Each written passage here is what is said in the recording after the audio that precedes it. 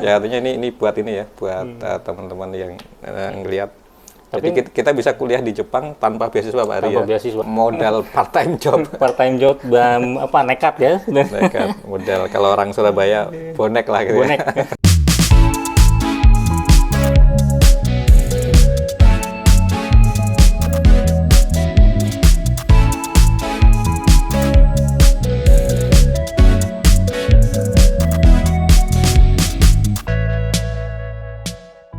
Hari ini saya bertemu Dr. Hari Nugraha. Dokter yang kebetulan lulus. Dokter yang kebetulan lulus ya, kuliah di Jepang. Ya, beruntung bisa lulus. Pak Hari ini luar biasa, kuliah tanpa beasiswa Pak Hari ya? Ya, awalnya tanpa beasiswa, terus dapat setahun beasiswa. Sempat dapat beasiswa ya? Ya, setahun. Dari itu yang perusahaan minyak itu apa namanya ya? Saya lupa tuh. Selam Bersih? Bukan, jadi ada seperti asosiasi perusahaan minyak di Jepang. Di Jepang? Ya, nah itu memberikan beasiswa untuk mahasiswa asing. Nah, saya dapat, tapi cuma setahun. Setahun? Seperti itu. Pak Anas 3 tahun ya? Nah, setelah saya dapat setahun, tahun berikutnya Pak Nasuha sampai lulus, dapat Mitsubishi. Iya, keren tuh Pak Anas, Gitu. luar biasa tuh. Kalau enggak benar-benar ini ya. Ya. Nah, Dulu setahun itu berapa per bulannya? kecil cuma 70.000. 70.000? 70.000. Oh, kecil ya? Ya, Pak Anas kecil. gede tuh, 150 Ya, ya? 160 karena 60 apa 50? 150. 150 ya? Itu lebih gede dari yang Mambusu, yang Max. Max cuma 117 atau 120. 118 kalau nggak salah. Iya. 118, 150. Gitu. Max 149. Yang Si Mirsia itu dapat 149.000 tapi ya. ini kemarin yang baru itu yang S1 117. Iya, S1. S2 140. Oh, 140. Nanti S3 149 karena dulu Mirsia bilang saya.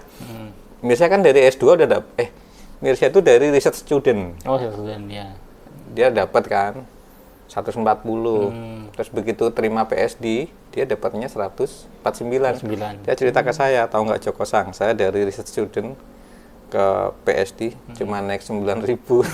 Ya lumayan lah. Iya lumayan, maksudnya dia waktu itu pernah ambil ketawa Kan cerita belum gitu. nikah waktu itu. Belum. Wah, bisa hura-hura tuh. Bisa hura-hura. Ya, makanya saya setahun yang dari situ ya 60.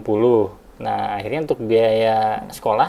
Nah, kebetulan ada fasilitas yang bisa gratis itu. Oh, gratis SPP. Oh. Nah, udah saya ngajuin itu. Dapat. Gratis SPP Berapa dapat. kali dapat gratis SPP? Sampai lulus. Oh gitu. Iya. 3 tahun itu. 3 tahun itu. Wah, keren dong. Iya. Ngajunya sekali. Setiap tahun. Oh, setiap tahun. Setiap tahun ngajuin. Jadi biasa pendekatan ke sensei supaya Iya. sensei merekomendasikan itu kan. Itu persis istri saya. Istri saya itu waktu S3 di Tsukuba nggak dapat beasiswa dia. Kan dia dapatnya S2 Iya. dengan saya kan. Saya dapat waktu awal-awal dapat 2 orang dapat. Enak awalnya. Lumayan gede. Saya dapat 180.000, dia 180.000. Oh, wah lumayan Iya, ya. udah kayak peneliti Jepang yang baru masuk lah. Bisa hura-hura nih di Jepang. Pas ini istri saya S3 tadinya itu harusnya dia dapat dari kantornya. Menterinya ganti. Aturan dirubah. Terus akhirnya nggak bisa lanjut S3 automatically. Tadinya itu menterinya udah bilang nanti S2 S3 lanjut aja, nggak usah pulang, kirim surat aja bahwa akan lanjut, terus nanti dari kampus ada keterangan udah diterima gitu, terus nanti baru dia ya terus beasiswa lanjut lah gitu ya. Ternyata enggak. Akhirnya terus waktu itu nanya ke saya sih,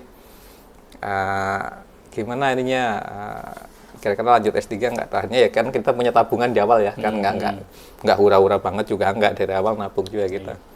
Mungkin untuk yang single hura-hura tuh. akhirnya terus uang tabungannya itu kita pakai ini. Itu juga kita udah masih sempat bisa berangkat haji ya. Oh iya. 2019. Iya. Terus akhirnya ya gitulah, akhirnya lulus juga. Persis seperti Pak Hari. Ngajukan bebas SPP. Iya. Cuman istri saya sempat bayar 2 kali kalau nggak salah. Jadi selama 3 tahun itu dia bayar 2 kali, saya ingat saya. Terus dia dapat riset asisten. Nah, kalaupun dia nggak dapat beasiswa, dia itu dapat riset asisten. Nah, curangnya di Ciba itu, Nah, pelitnya luar biasa. maksudnya gimana? Jadi kalau sudah dapat bebas SPP, nggak bisa dapat riset asisten. Emang iya? Ya iya itu. Kan maksudnya gini, istri saya itu dia dapat riset asisten. Tapi jadi gini, dia ngajukan bebas SPP. Kalau dia pas bebas SPP sama senseinya nggak dikasih riset asisten. Tapi kalau dia misalnya nggak dapat bebas SPP sama senseinya dikasih riset asisten, sama aja kan? Karena nilai riset asisten itu senilai SPP itu. Oh di Scuba? Iya, satu semester. Kalau di Cibok kecil ya? Kan 40 ribu yen kali 6 kan? Sebulan ya? 40.000 sebulan? Iya. Oh gitu ya. Kalau nggak salah saya itu dapat sebulan, nggak ketahuan. Dapat sebulan. Saya dan Panasua dapat sebulan. Oh. Jadi kalau nggak salah begini, jadi riset asisten dulu ya ngajuin waktu itu. Nah riset asisten sudah ngajuin, diterima itu kan. Nah baru saya ngajuin itu yang bebas SPP. Oh gitu. Nah begitu mau bayar yang bulan kedua ketahuan saya udah bebas SPP. Oh, Di stop. terus nggak dikasih. Nggak dikasih Iya. bulan keduanya. Gitu. Tapi sama kira-kira. Kayaknya semua kampus sama deh. Sama gitu ya. Nah, sama Jadi nggak boleh double ya. Nggak boleh double. Nah, satu lagi mungkin yang harus di awal kan saya belum tahu ini ya polanya di Jepang itu ya. Ternyata kalau kita sudah pernah dapat 1 kali beasiswa, mungkin di Chiba nih ya, khusus Chiba. Begitu mau dapat beasiswa yang keduanya itu susah. Ya, jadi kalau mau dapat beasiswa harus sekalian. Ya, sekaligus. 3 tahun. Ya 3 tahun. Kalau cuma setahun, nggak dapat lagi. Berikutnya ini nggak dapat. Karena udah dianggap dapat ya. Ya, sudah nggak dapat. Gitu. Jadi sampai lulus nggak akan dapat. Gitu. Iya, benar-benar. Emang gitu sih. Nah, itu kasusnya begini. Saya ketahuan juga tuh. Jadi pas yang Mitsubishi buka lagi untuk tahun kan pas dapat 3 tahun. Tahun berikutnya saya coba. Nah, saya ini kan dua kali seleksi. Seleksi pertama lolos. Ini yang Mitsubishi. Tapi untuk yang 2 tahun. Nah, pas masuk yang ketiga, saya ketahuan pernah dapat yang setahun beasiswa. Oh. Jadi dibatalin. Tapi Pak Ari, seleksi kedua dibatalin. Pak Ari dulu pertama berangkat gimana ceritanya? Jadi ini buat ini ya, karena saya ada teman juga di Tsukuba.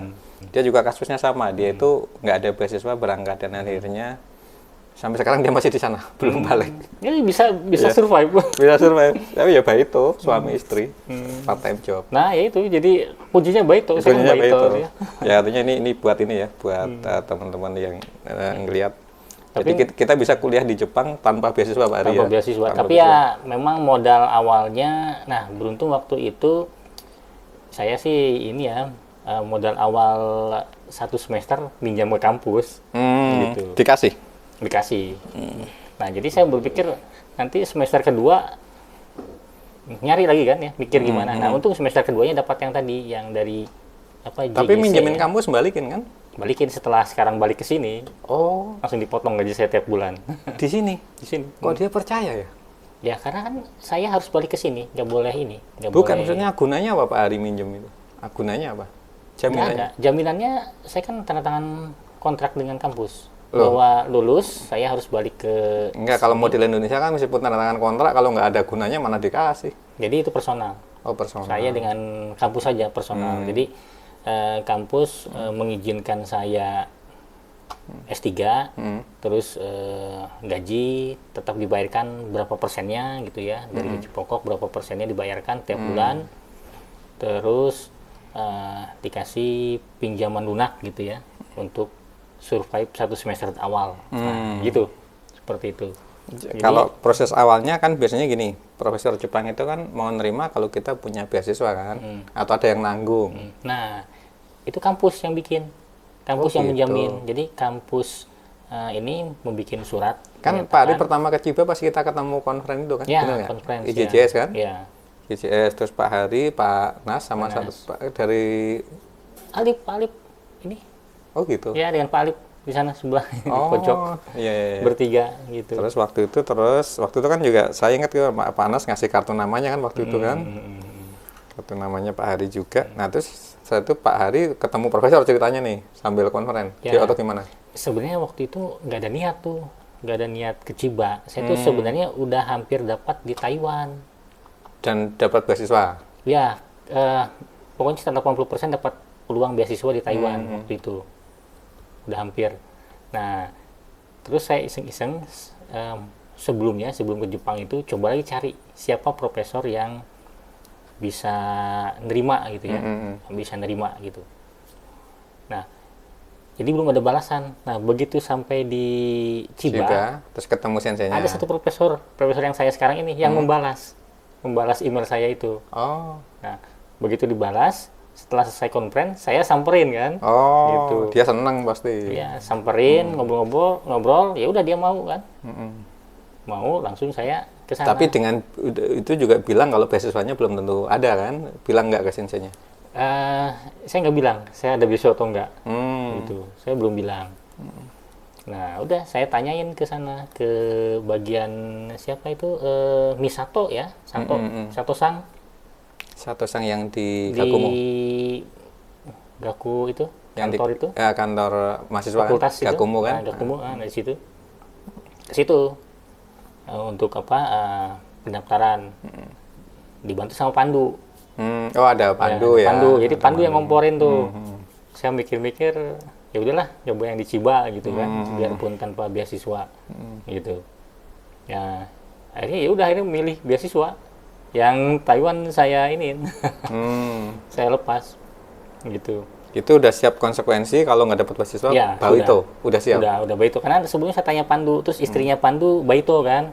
Nah, berarti kalaupun tidak dapat beasiswa, istri Pandu mau bantuin saya nyariin Baito. Nah, akhirnya pertama kali Baito itu lewat istrinya Pandu itu. Oh gitu. Didaftarkan itu ke di agen. hotel yang itu. Bukan, di pabrik daging. Jadi istri Pandu itu kan jadi pegawai tetapnya pabrik daging.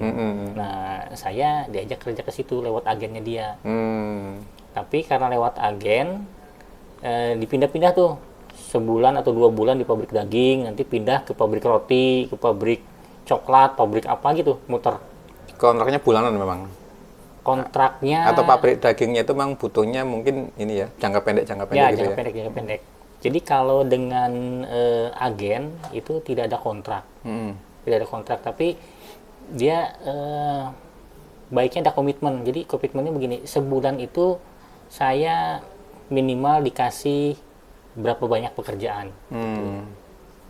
Seperti itu. Oh gitu. Jadi waktu saya daftar ke agennya Baito, ditanya seminggu bisa berapa banyak jam kerjanya gitu ya. Biasanya kita pentokin kan? Ya, kita pentokin maksimal mahasiswa kan 28, berapa waktu itu ya? 28 jam 28 jam ya, seminggu. Nah, udah saya tulis begitu. Nah, jadi dia memenuhin tuh selama 28 jam per minggu itu dia akan cari tempat mana aja gitu. Oh, itu ada agennya? Ada agennya. Oh gitu. Lewat agen. Nah, itu awal-awal saya bertahan hidup sebulan awal ya. Itu belum ngajak istri ya? Belum. Enggak, itu semester awal saya enggak, karena kan masih punya tabungan dan uang dari sini ya. Dari kampus ya. Jadi belum ada Baito, belum apa. Nah, di semester kedua tuh baru mulai semester Pak Nas juga ya. Pak Nas dari pertama langsung bayi itu kalau nggak salah. Kalau nggak salah sama bareng saya ya. Begitu ya? Iya. Oh iya. Saya agak lupa Pak Nas itu. Ya gitu. Jadi kalau nggak salah saya ingat semester kedua tuh mulai Baito. Nah, Baito inilah yang merusak pelajaran bahasa Nihongo. Waktu itu, oh iya Pak Ari sempat bareng saya nggak ya Nihongo ya? Enggak kayaknya. Oh enggak, ini ada mahasiswa satu lagi yang satu lab sama itu.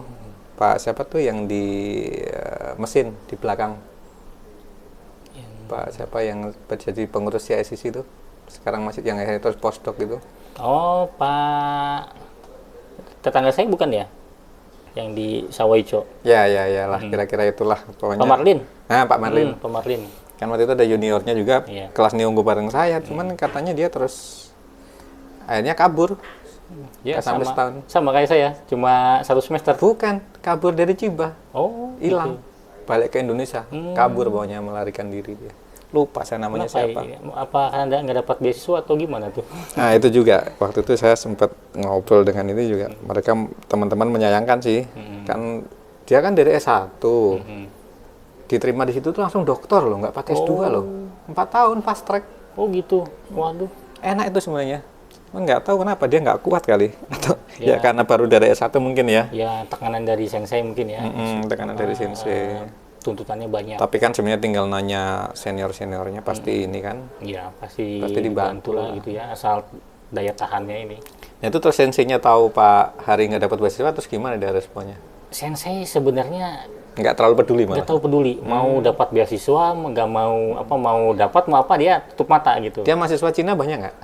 Di mahasiswa Cina itu ada 3 orang. Karena anak Cina kan begituan semua kebanyakan. Ya. Datang ke Jepang nekat kan? Ya, nekat bonek begitu. gitu kan. Tanpa ada apa-apa. Tanpa ada apa-apa, terus mereka memang sengaja mau nyari baito kan. Jadi saya juga belajar survival hidup gitu di Jepang itu dari mereka nih, mahasiswa Cina ini. Iya, tapi memang itu di mana-mana itu, dan apa namanya di Jepang terkenal lah ya, mahasiswa Cina itu kebanyakan datang ke Jepang emang modal bonek ya. Dan kalau saya sempat nanya juga teman profesor di Amerika lah, di Amerika dia bilang mahasiswanya semua orang Cina, bahkan dia istrinya orang Hong Kong. si profesor itu, dia profesornya sendiri orang Itali. Nah dia cerita juga di lab-lab di Amerika itu banyak kan mahasiswa Cina. Dengan Model bonek itu begitu ya. Dengan model ya yang nggak semua mungkin ya, ada juga yang Cina anaknya orang kaya kan. Di labnya istri saya itu ada anak Cina tapi ibunya pengusaha restoran, jadi pokoknya mewah lah dia, apa airpo-nya aja harga 30.000 yen gitu, yang Bose gitu-gitu. Oh ya, sama yang di lab saya itu ada satu yang dari Malaysia, tapi bukan Malaysia keturunan ya. Anak tajir ini. Jadi sewanya di mansion, punya mobil gitu-gitulah.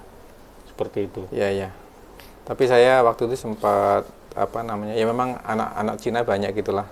Sempat diskusi dengan teman Jepang itu, dia cerita di Toyama itu, dia bilang apa namanya, kan biasanya anak-anak Cina itu kalau ke Jepang dia alasannya studi ya, meskipun cuma belajar bahasa Jepang setahun, apa Nihongo Gaku. Tapi sebenarnya tujuan utamanya itu mau arubaito. mau nyari part time job. Berarti mirip Vietnam, kan Vietnam rata-rata begitu. Iya. Nihongo Gaku. Tahu-tahu baitonya di luar ketentuan gitu. Iya, kan itu akhirnya sempat di Jepang jadi perhatian juga kan, orang-orang yang ke Jepang dengan alibi Nihongo Gaku, tapi itu sebenarnya tujuannya itu nyari part time job kan. Sama pemerintah waktu itu sempat terus ketat kan. Ya, pemerintah Jepang batasin sekolah-sekolah bahasa Jepang supaya nggak digunakan untuk praktek itu. Dan itu saya kembali ke cerita temen itu, dia nggak happy lah dengan gitulah, dengan wah orang Cina itu kalau ke Jepang memang begitu tujuan pakai trik itu ya. gitu loh, jadi itu membuat orang Jepang nggak happy. Kalau kita kan, kalau saya tujuannya emang sekolah gitu ya. Ya kalau kita kan memang baik itu untuk survive aja, begitu untuk ini hidup, menunjang hidup. Kalau mereka terbalik gitu kan. Tapi ya anak-anak Cina itu di Jepang dengan pola itu ya, yang awalnya cuma mau Nihongo Gaku, banyak tuh yang terakhirnya lulus master, paling enggak master kan. Ya, banyak yang PhD juga. Saya malah punya teman anak China itu di Tsukuba, dia hanya kerja di lembaga riset di Jepang, lembaga riset lingkungan malah di Tsukuba. Teman saya karaoke itu orang Cina. Ya tapi dia bahasa Jepangnya bagus banget. Nah, karena bahasanya mirip, tulisannya udah mirip, bukan mirip sama ya? Enggak juga sih. Enggak ya? Mereka juga bilang meskipun sama-sama kanjinya sama sekali bunyinya beda, artinya beda. Nggak ada gunanya juga katanya. Mereka harus ngafalin juga.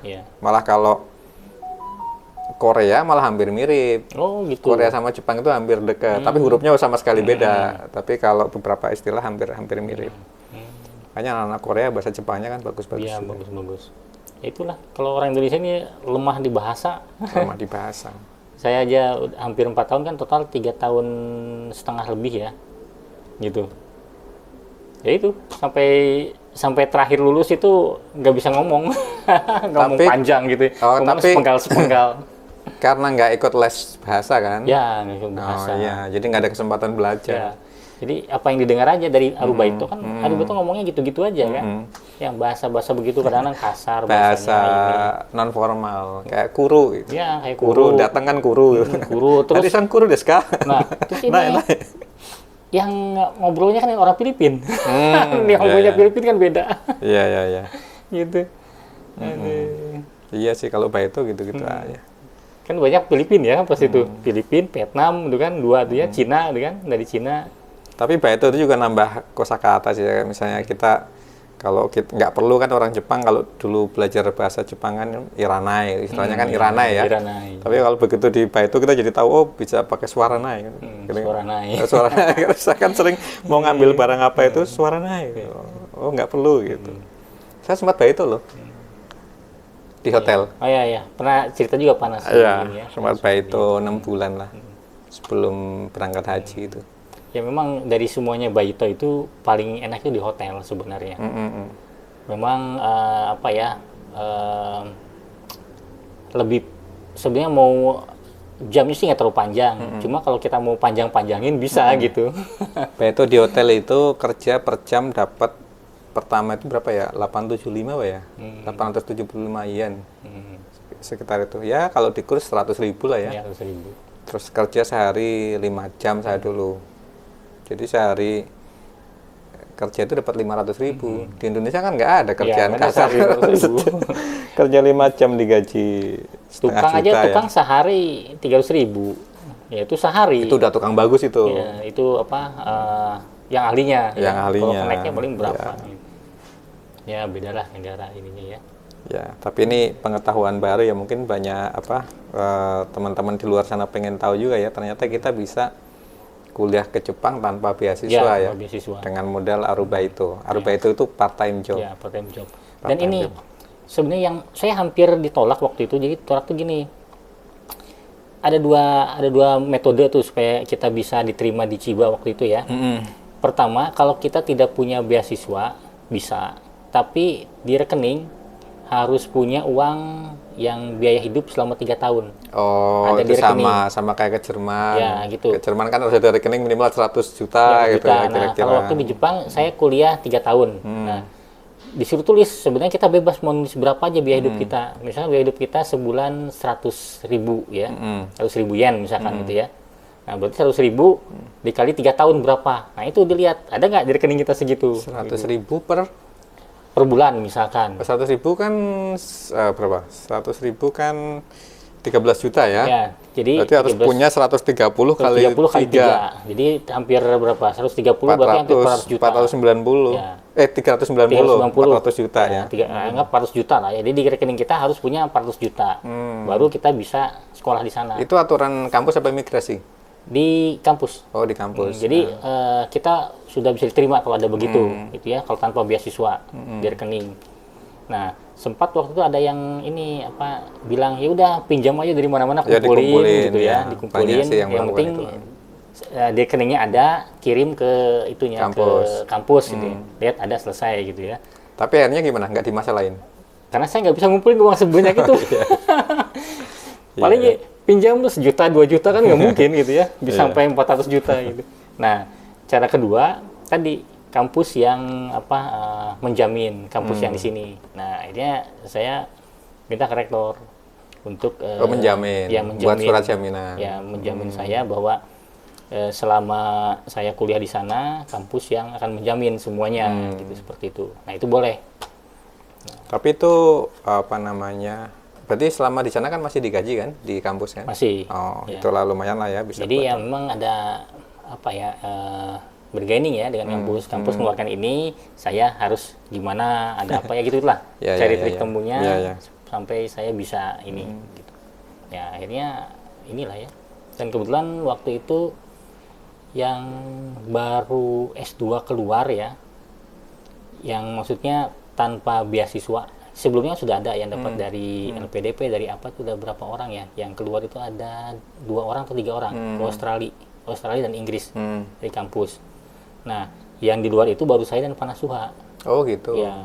Doktor. Yang doktor. Nah, yang lainnya tadi master. Enggak, yang doktor kuliah keluar negeri, yang tanpa lewat cara beasiswa. Karena sebelumnya 3 orang yang dapat LPDP. Saya dua dapat LPDP, kalau nggak salah yang satu dapat dari apa? Yang Australia itu? Outside maksudnya. Outside, nah outside, itu. okay. Nah, saya dan Ponaswa yang tanpa lewat jalur beasiswa, entah LPDP entah apa gitu ya, dengan cara mandiri begitu.